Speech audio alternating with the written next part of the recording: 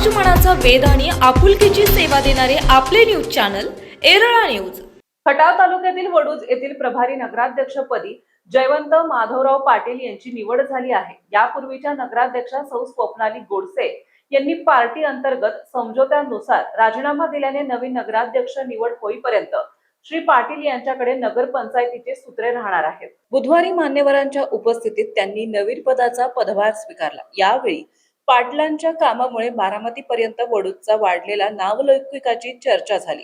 तर कमी वेळ असला तर चौकार षटकार मारून विकासाचा वेग वाढवण्याची ग्वाहीही नूतन नगराध्यक्षांनी दिली। यावेळी भाजपचे तालुका अध्यक्ष अनिल माळी, मंत्री जयकुमार गोरे यांचे स्वीय सहाय्यक अभिजित काळे, शहर अध्यक्ष प्रदीप शेट्टे, नगरसेवक अभय देशमुख, सचिन माळी, रवींद्र काळे, श्रीकांत बनसोडे, तानाजी वायदंडे, बनाजी पाटोळे, खरेदी विक्री संघाचे अध्यक्ष प्रतापराव गोडसे, हरिभाऊ देशमाने, संभाजी इंगळे, जयवंत गोडसे, संदीप गोडसे, संजय गोडसे, सुधीर गोडसे यांची प्रमुख उपस्थिती होती।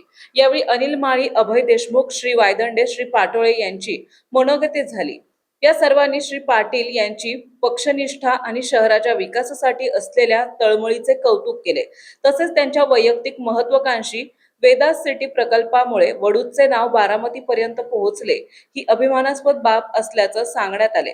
तर नगराध्यक्ष पाटील म्हणाले, मंत्री जयकुमार गोरे यांच्यामुळे आपणास वेगवेगळ्या पदावर काम करण्याची संधी मिळाली। आपला कालावधी कमी असला तरी कमी वेळेत अधिक चांगले काम करण्याचा प्रयत्न केला जाईल। प्रास्ताविक धनंजय क्षीरसागर यांनी केले। प्रसाद जगदाळे यांनी सूत्रसंचालन केले। कार्यक्रमास युवराज पाटील, शंकर फडतरे, प्रदीप जाधव, राजेंद्र चव्हाण, शशिकांत काळे, धनंजय राऊत, नितीन माळी, प्रदीप पाटील, जितेंद्र गोडसे, सूरज पवार, चंद्रकांत कोकाटे, उत्तम चिंचकर, वैभव फडतरे आदी उपस्थित होते। मी बसलं पाहिजे ही सगळ्यांची इच्छा पूर्ण करणारे आमचे आदरणीय नेते जयकुमार गोरे भाऊ यांच्याकडे महाराष्ट्राचा सगळा जरी लोड असला तरी त्यांचं लक्ष असतं बारीक, कारण ग्रामविकास आणि पंचायत राज जरी त्यांच्या ताब्यात असलं तरी सुद्धा ते वडूज नगर पंचायतीवर बारकाईने लक्ष देऊन आहेत।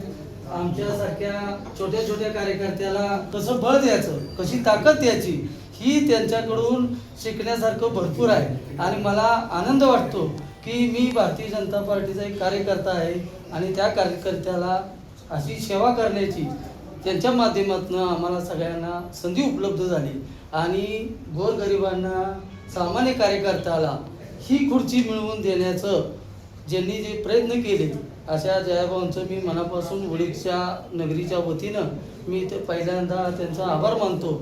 आणि आमचे दादा आज या खुर्चीवर बसलेल्यांचा मला इतका आनंद झाला आहे की कसं असतं की आम्ही एकजुटीनं आम्ही लहानपणापासून एकत्र काम करतो आणि आम्ही काही त्यांना पहिल्यापासून परक काही समजत नाही, कारण आम्ही ज्या वेळेला ग्रामपंचायत सरपंचाला किंवा ग्रामपंचायतीच्या काळात मला जर कोणी खऱ्या अर्थानं मदत केली असेल तर जयवंतराव पाटील यांनी, या दादांनी खऱ्या अर्थानं मला जीव ओतून माझं काम केलं आणि आम्ही पण ते चिकाटीनं, मग मी असेल, आमचे बाकीचे सहकारी असतील, त्यांनी पण मला ठरवलं की किशोरीताई असतील त्यांना पण नगराध्यक्षपद मिळालं। जयवंत दादांना याही वेळेला काम बघितलं तर खरं तर दादा विकास कामाच्या बाबतीत म्हणजे आमच्या सर्व नगरसेवकामध्ये एक पाऊल पुढे असतं। आणि छोटंसं जर एक उदाहरण सांगायचं गेलं तर वडूजमध्ये जे काय वेगळं करता येईल, म्हणजे आज वडूजमध्ये 50 एकराची जी स्कीम झाली त्याचं पूर्ण श्रेय हे दादानं झालं। खरं तर त्या स्कीमबद्दल सांगायचं गेलं तर महाराष्ट्र ज्याचं वाहवा मिळवली म्हणजे अगदी अजितदादांनी कौतुक केलं। बारामतीसारख्या प्रगत शहराला सुद्धा दिशा देण्याचं काम ह्या टीपी स्कीमनं केलं, म्हणजे अगदी त्यांना बोलवून तिथं त्याचं प्रेझेंटेशन करावं लागलं। खूप मोठी गोष्ट आहे। आज आपल्याला ह्या गोष्टीचं ते काबिल एवढं माहीत नाही, परंतु खूप मोठी गोष्ट आहे की ती स्कीम महाराष्ट्राचा एक आदर्श अशी स्कीम की ती त्या माध्यमातून आपण त्या शहराचा कसं विकास करू शकतो। कारण प्रत्येक गटर सुद्धा करता परिपूर्ण, म्हणजे आपण पाहिलं असेल की आज पिंपरी चिंचवड सारखं शहर प्राधिकरण का डेव्हलप झालं तर त्या शहरानगर एक चांगलं शहर वसलं।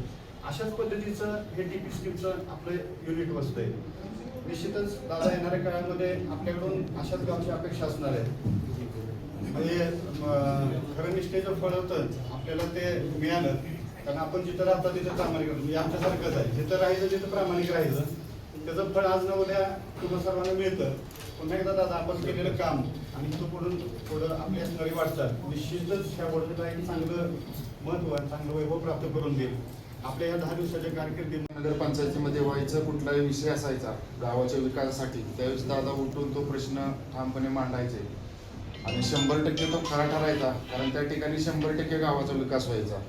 दादानी वेदासिटीचं सुद्धा अतिशय खूप असं चांगलं काम केलं. ते आता वेदासिटीचं काम केलं, अनेक भागातून त्या पद्धतीचे काम करण्याची त्यांनी रचना केलेली आहे तिकडच्या लोकांनी.